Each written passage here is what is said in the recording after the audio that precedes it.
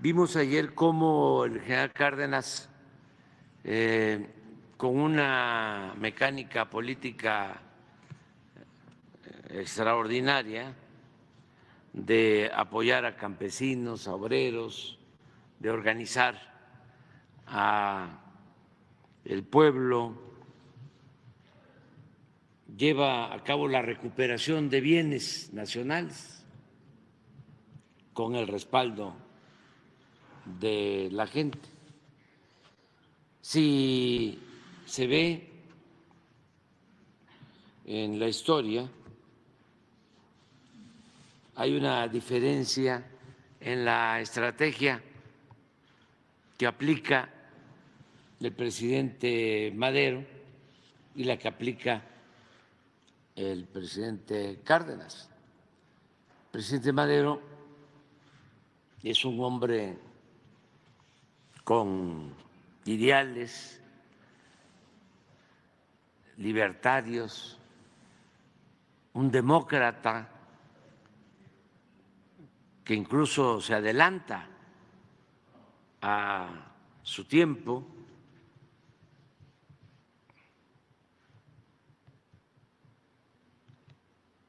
y considera que basaba con conseguir la libertad para que se llevara a cabo la transformación del país. Aun cuando sí estaba consciente de hacer justicia en lo agrario, en lo laboral, porque sí se propone resolver el asunto agrario para cumplir lo que se estableció en el Plan de San Luis, cuando se llamó al pueblo a tomar las armas. En el artículo 3 del Plan de San Luis se habla de que se iban a recuperar las tierras, se iban a restituir las tierras que injustamente los hacendados le habían arrebatado a los pueblos. Ya cuando se llega a la presidencia, esa demanda no se cumple y empiezan a buscar opciones alternativas, y lo más que se propuso era entregar tierras nacionales a los campesinos, pero sí había una intención, no igual que como lo plantearon originalmente en el Plan de San Luis y como lo demandaba Zapata.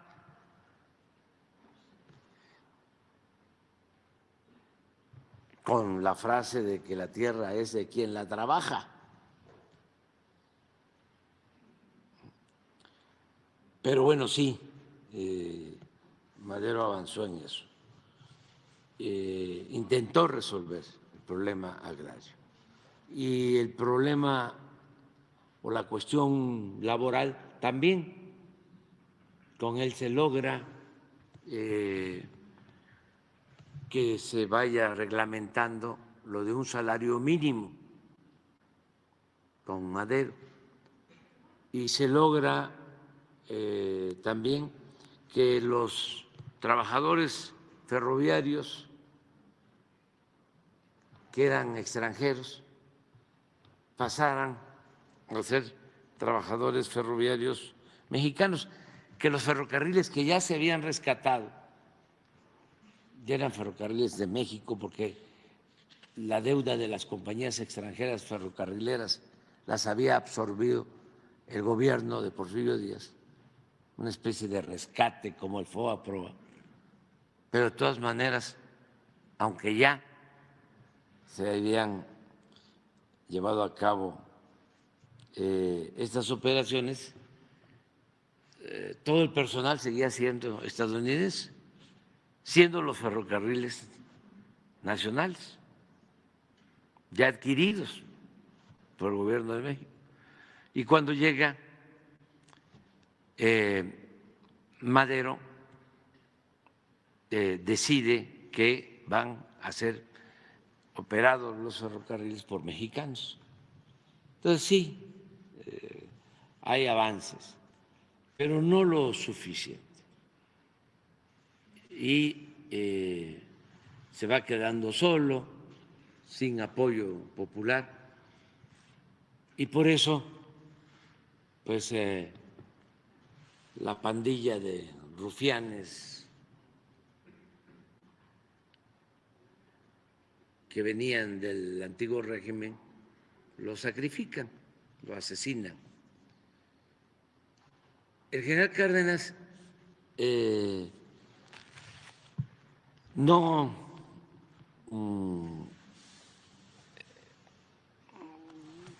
titubea y se apoya desde el inicio en las bases. Y por eso entrega la tierra a los campesinos y por eso apoya a los trabajadores. Y esto ayuda mucho para que después de organizarlos en la CNC, en la CTM, que surgen en ese sexenio, pues lleva a cabo la recuperación de los bienes de la nación que Porfirio Díaz había entregado a extranjeros, sobre todo el petróleo, que es una gran decisión y es algo que nos permite como país desarrollarnos. No olvidar eso. México pudo industrializarse porque se tomó la decisión de recuperar el petróleo en beneficio del desarrollo de México. El petróleo fue palanca y sigue siendo palanca del desarrollo nacional. Les comentaba que en el periodo neoliberal, 36 años, de 1983 al 2018, el 30% del presupuesto nacional se integraba con ingresos provenientes del petróleo. Entonces, se impulsó el desarrollo de México.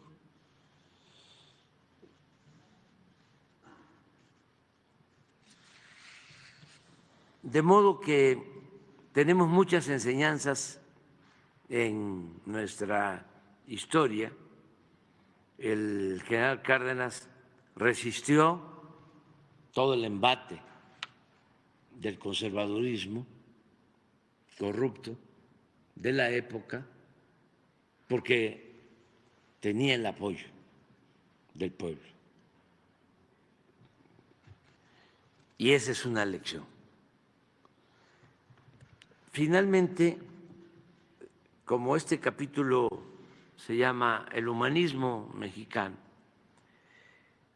yo escribo lo siguiente: el humanismo mexicano se sostiene en perfecto equilibrio en dos pies. Uno es el de la gran herencia cultural prehispánica que nos alimenta de virtudes excepcionales, como la fraternidad, la libertad, la justicia y la honestidad. Y el otro es el de la política con dimensión social y carácter público que llevaron a la práctica, como en pocos lugares del mundo, nuestros próceres abnegados y ejemplares. En esta breve historia hay enseñanzas mayores. La principal es que solo con el apoyo de las mayorías se puede llevar a cabo una transformación popular para hacer valer la justicia y enfrentar a los reaccionarios que se oponen a perder privilegios. Esa es una enseñanza para los jóvenes. Lo voy a leer de nuevo. Solo con el apoyo de las mayorías se puede llevar a cabo una transformación popular para hacer valer la justicia y enfrentar a los reaccionarios que se oponen a perder privilegios. Eso debe quedar muy claro.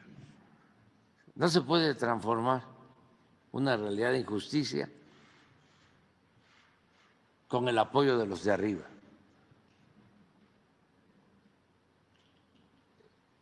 Eso resulta absurdo, contradictorio.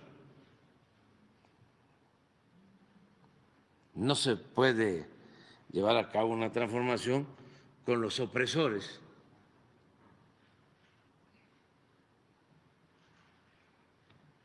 Es un contrasentido. ¿Con quién se transforma? Pues con el pueblo. ¿A quién le importa que haya democracia verdadera, un gobierno democrático? Pues al pueblo, porque de esa manera hay una mejor distribución de la riqueza, del ingreso, del presupuesto.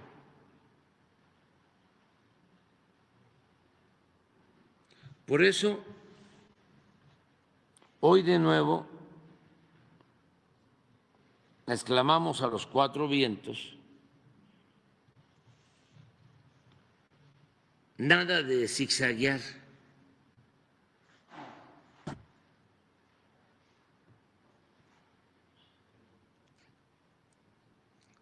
Sigamos anclados en nuestros principios. Reafirmemos la decisión y el rumbo que hemos tomado desde el inicio del gobierno.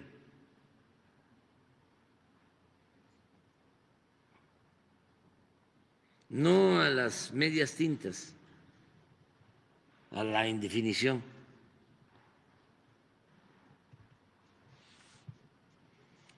Y algo que es muy importante: no aceptemos nunca,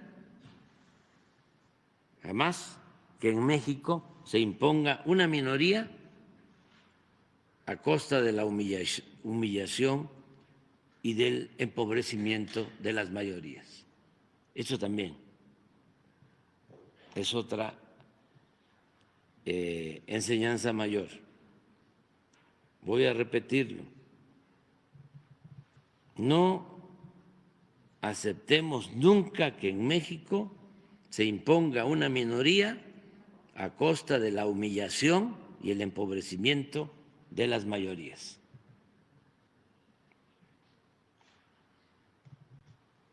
El humanismo mexicano que postulamos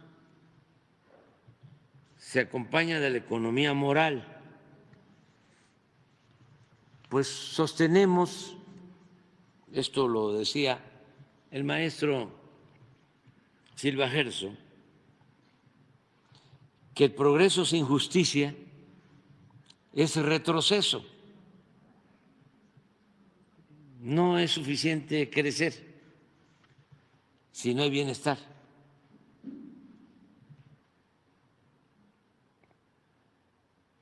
Decía una consigna de nuestros tiempos de estudiantes: no te dejes engañar cuando te hablen de progreso, porque tú te quedas flaco y ellos aumentan de peso.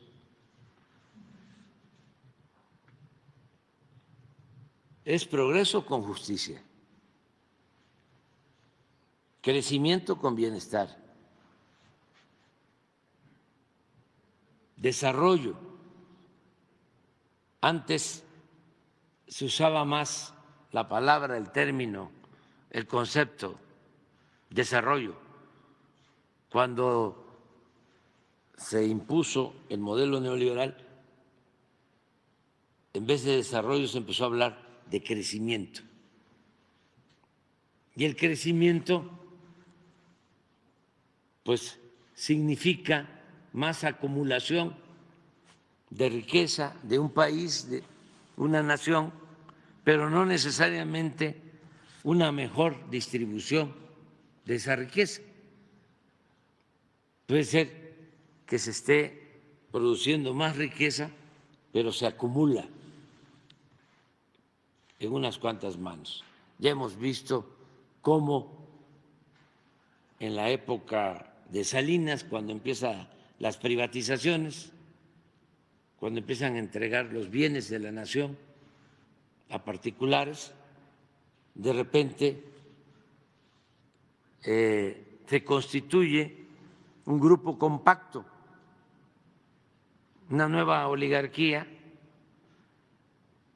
Llega a estar México en el 4.º lugar en multimillonarios en el mundo, pero al mismo tiempo, en ese periodo, cuando se están transfiriendo bienes nacionales, bienes del pueblo a particulares cercanos a Salinas, es cuando hay más desigualdad en nuestro país. Entonces, sí al crecimiento económico, pero con bienestar. Nuestra tesis es que no basta el crecimiento económico, sino que es indispensable la justicia social. En la nueva política económica, moral y social que hemos aplicado desde el principio de nuestro gobierno, se ha desechado la obsesión tecnocrática de medirlo todo en función de indicadores de crecimiento que no necesariamente reflejan las realidades sociales, que es lo que estamos comentando. Nosotros consideramos que lo fundamental no es cuantitativo, sino cualitativo, es decir, la distribución equitativa del ingreso y de la riqueza. El fin último de un Estado es crear las condiciones para que la gente pueda vivir libre y feliz, libre de miserias y de temores. Asimismo, más allá del simple crecimiento económico, es fundamental desterrar la corrupción y los privilegios para destinar todo lo obtenido y ahorrado en beneficio de las mayorías del pueblo y de manera específica en beneficio de los más pobres y marginados. La estrategia central del gobierno en el terreno de la política social descansa en respetar, atender y escuchar a todas y todos, pero otorgando preferencia a los pobres y humillados.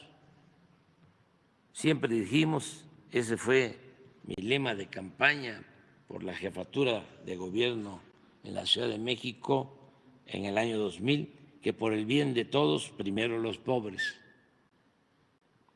Esta frase debe ser la esencia de la actividad política porque es sinónimo de humanismo y una forma distinta de entender el poder, cuyo ejercicio, como lo he dicho muchas veces, solo es puro y virtuoso cuando se pone al servicio de los demás. El poder solo tiene sentido y se convierte en virtud cuando se pone al servicio de los demás. Si no es así, ¿qué es el poder? prepotencia, banalidad.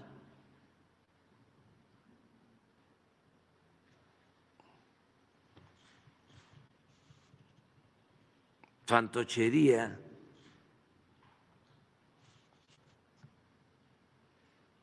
arrogancia,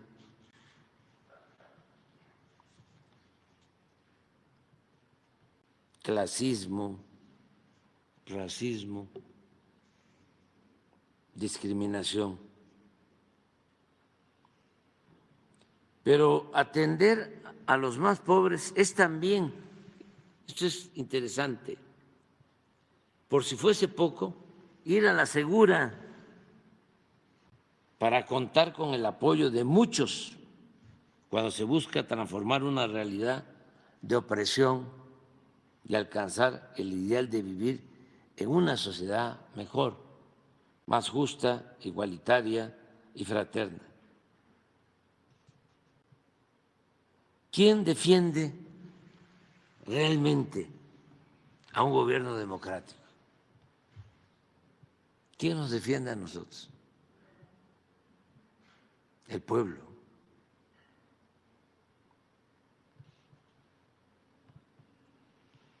El pueblo, básicamente el pueblo. Ni modo que nos defiendan los de la cúpula del poder económico o político.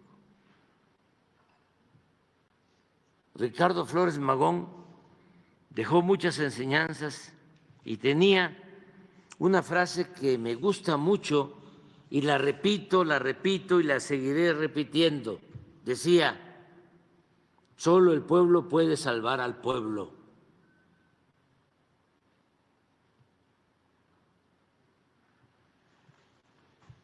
Y otro oaxaqueño, el presidente más grande que ha tenido México, el mejor presidente en toda la historia, Benito Juárez, un indígena zapoteco, decía, con el pueblo todo, sin el pueblo nada.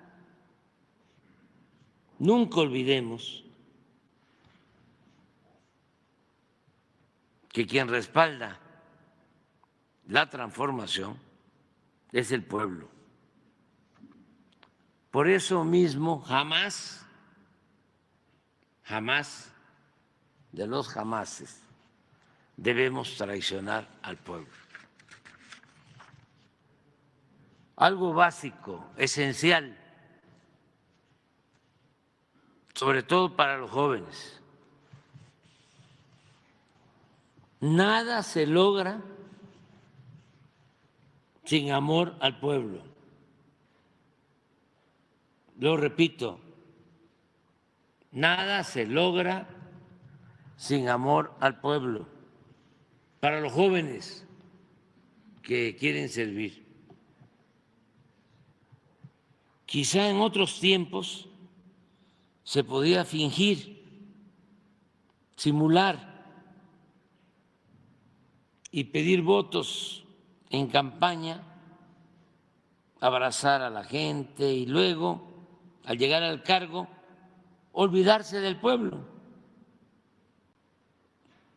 Quizá antes, en otros tiempos. Ahora ya no. Eso lo tienen que internalizar los jóvenes. No han podido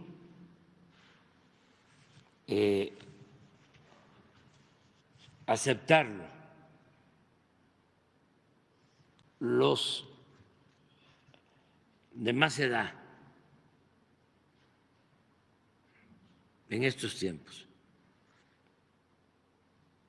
Les cuesta mucho entender que el pueblo es el actor principal en la vida pública de México, que el pueblo es el motor del cambio. Porque como lo hemos dicho muchísimas veces, la política tradicional se hacía sin tomar en cuenta al pueblo. El pueblo no existía. La política era asunto de los políticos. Por eso están desconcertados. Entonces, para los jóvenes es muy importante entender que si quieren dedicarse al noble oficio de la política, no deben olvidar que lo principal es tenerle amor al pueblo, querer al pueblo, cultivar un profundo amor al pueblo. Nada se logra sin amar al pueblo. El presidente Lázaro Cárdenas decía en 1937, me gusta mucho este fragmento, ya lo he repetido en otras ocasiones, porque lo escribe en sus apuntes, siendo presidente. En 1937, él llega a la presidencia en el 34 y está hasta 1940. Y en sus apuntes deja escrito lo siguiente, en 1937, antes se acostumbraba a llevar los diarios y en política los diarios de campaña. Decía que le mortificaba, lo cito, conocer el verdadero fondo moral de muchos servidores públicos al observar en sus semblantes el disgusto que les causaba la demanda de auxilio o de justicia de la gente pobre. Entonces pienso más en la tragedia interminable de nuestro propio pueblo. Pues bien, sin ese sincero sentimiento, nada bueno se puede hacer en la vida, y menos en la política, que contrario a lo que se suele pensar, es uno de los oficios más nobles y de la más alta jerarquía espiritual.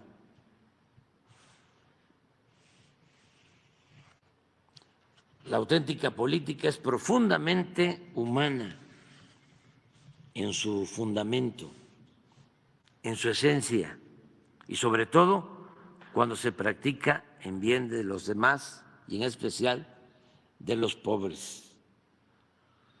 Ya termino sosteniendo que estoy convencido que contaremos con el apoyo del pueblo para consolidar la transformación de nuestro país. Ya no puedo leer lo demás. Hasta aquí.